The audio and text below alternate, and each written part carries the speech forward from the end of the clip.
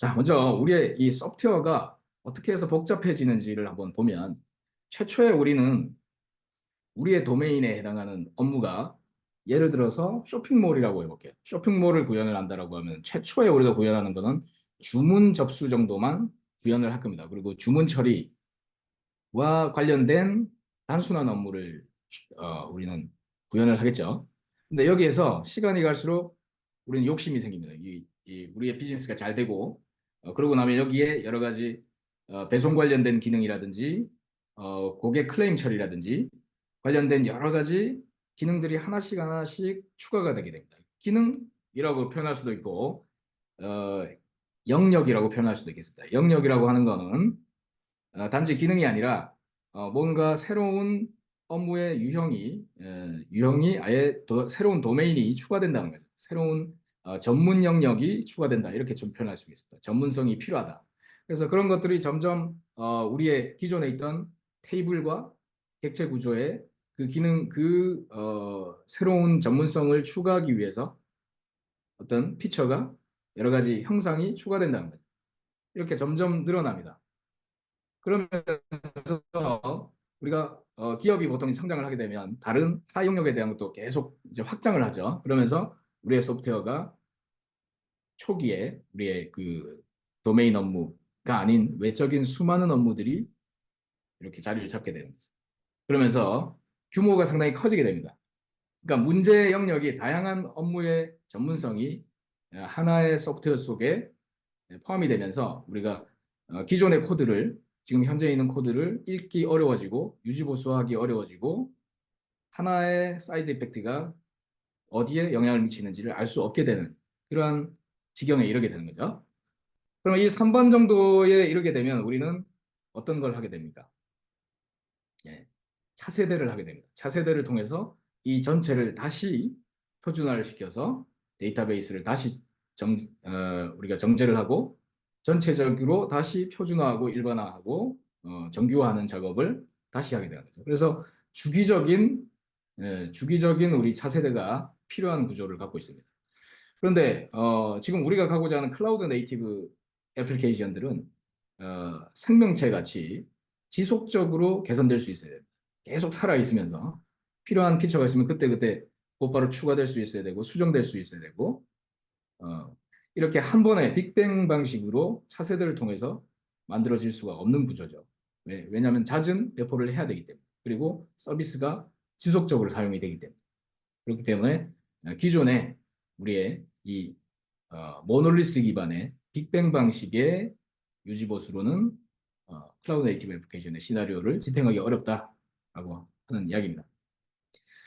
그래서 첫 번째는 우리가 이 도메인 드리븐 디자인에서 제시하는 그 해결책은 멀티플 도메인 모델이다라고 한 겁니다. 멀티플 도메인 모델은 우리가 새로운 영역, 업무의 전문성이 나타날 때, 그때는 완전히 새로운 집을 지어준다라고 생각하시면 되겠어요. 그러니까 완전히 다른 시스템처럼 설계를 하고 그 속에 데이터베이스, 객체 구조, 그런 것들을 만든다라고 하는 거죠. 네. 각자의 영역은 각자의 그릇에 담다. 이렇게 보시면 되겠습니다.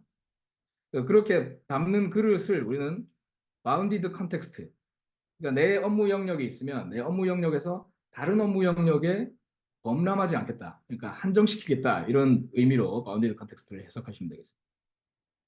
자, 바운디드 컨텍스트를 조금 더 자세하게 한번 들여다보면 우리가 커스터머, 고객이라고 하는 어떤 테이블이 있다고 볼게요. 자, 기존의 라지 모델이라고 하는 것은 기존에 우리가 모놀리스에서 하던 방식은 커스터머, 고객이다 그러면 여기에 최초에는 영업에 필요한 고객에 대한 노트, 메시지, 견적 이런 것들만 담고 있었어요. 근데 여기에 우리가 부킹, 예약도 좀 되게 하자라고 하는 기능이 추가가 됐어요. 그럼 어떻게 하냐면은 여기에 페이먼트, 어드레스, 그다음에 항공편에 대한 필드가 추가가 되겠죠. 이 커스터머라고 하는 테이블에. 추가를 해서 이 두 개의 업무를 같이 하나의 테이블을 통해서 같이 운영을 하게 될 겁니다. 그리고 또 업무가 추가가 됐어요. 마케팅이라는 업무를 또 추가하기로 했습니다. 그럼 여기에 로얄티, 페르소나, 뉴스레터 같은 이런 데이터까지 같이 이 하나의 커스터머라고 하는 엔터티에 추가가 되겠죠. 이 테이블에. 그러면 이 테이블이 모든 걸 수행할 수 있는 중요한 이 갓 테이블, 우리가 흔히 이야기하는 신과 같은 테이블이 됩니다. 이 테이블만 건드리면 뭐든지 할 수 있는 거죠. 그래서 우리 이 중앙에 있는 테이블이 점차 큰 진흙덩어리처럼 만들어지는 것을 우리는 빅볼 오브 머드라고 부르고 있어요. 그러면 이 DBA 입장에서 모든 새로운 필드의 추가나 이런 것들을 잘 컨트롤 해줘야 됩니다. 그래서 우리가 뭐 던전 마스터라고 부르기도 합니다. 그 DBA를. 그러니까 이 사람이 없으면 그 지하도의 구조를 아는 사람이 없는 거예요.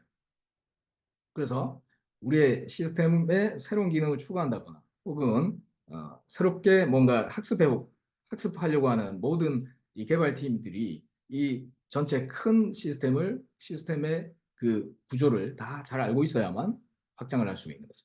그래서 이런 것을 우리가 또 다른 말로는 캐노니컬 모델이라고 합니다. 아주 전지전능한 설계를 지속적으로 해줘야 되는 거죠. 계속적으로 정비를 해줘야 되고 계속적으로 관리를 해줘야 되는 모델입니다. 그러면서 이것들은 나중에 기술 부채가 쌓이게 되면 차세대를 유발하게 되는 구조인 거죠. 근데 이런 것들을 이렇게 하지 말자는 거예요. 멀티플 모델이라고 하는 것은 각자가 담고자 하는 테이블을 각자의 모델을 가져가자. 모델이라고 표현한 건 이제 테이블 구조라고 그냥 단순히 생각하시면 쉽게 이해가 되실 것 같습니다. 그래서 세일즈 컨텍스트, 세일즈라고 하는 바운디드 컨텍스트에서는 그냥 이것을 리드, 고객 가망 어떤 고객이다라고 하는 그 리드라고 하는 어떤 테이블로 내부에 구성을 하고 거기에 필요한 필드만 가져가자. 그리고 부킹 컨텍스트에서는 커스터머라고 부르지 않고 패신저라고만 부르자. 그래서 그 여행 여객이죠. 그 속에 정보만 담자. 그 다음에 마케팅 컨텍스트에서는 가입자라고 선언을 하자. 자, 그렇게 하면 자기 업무 영역의 언어가 훨씬 분명해집니다. 그러니까 여기서 이야기하는 그 랭귀지, 언어라고 하는 건 실제 소스 코드에서 드러나는 랭귀지이기도 한 거죠. 테이블명, 클래스 속에 들어있는 필드명들 이런 것들이 이렇게 일반화되고 추상화되는 게 아니고 명확하게 그 도메인을 서술하는 언어로 더욱더 편안하게 읽을 수 있고 리더빌리티가 높아지고 이것과 관련된 이 영역 내에서 일을 하는 사람들의 입장에서는 훨씬 더 커뮤니케이션을 원활히 할 수 있는 그러한 언어가 되게 됩니다. 자, 그래서 언어를 모호하게 쓰지 않고 여러 가지 언어들을 하나처럼 우리가 그 영역 내에 있는 이 영역을 이렇게 볼게요. 소프트웨어 영역, 그다음에 건설업 영역이 있다라고 하면은 동일한 용어들을 쓰지만 서로 의미가 완전히 다르잖아요. 이런 것처럼 언어가 모호해지는 이유가 이렇게 하나로 갔을 때 언어가 모호해진다는 정확하게 어떤 컨텍스트에서 하고자 하는 이야기인지 우리는 구분하기가 힘들죠. 어, 뭔가 그 맥락이 서로 중첩되어 있는 경우에는 근데 그 맥락을 한정시키면 우리는 그 업무의 영역의 사이즈가 작아지므로 우리 이 개발자의 내부화를 훨씬 줄일 수가 있습니다. 그래서 우리가 도메인 주도 설계는 이러한 복잡성을 한정시키는 그러한 도구가 되겠습니다. 그래서 어, 우리가 여기서 이야기하는 이 한정된 맥락이라고 하는 것이 이제 첫 번째 패턴이죠.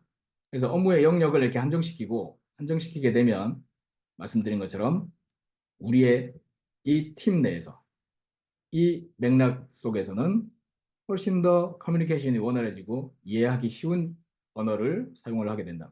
이 언어라고 표현을 했는데 소스 코드라고 생각하셔도 되겠습니다.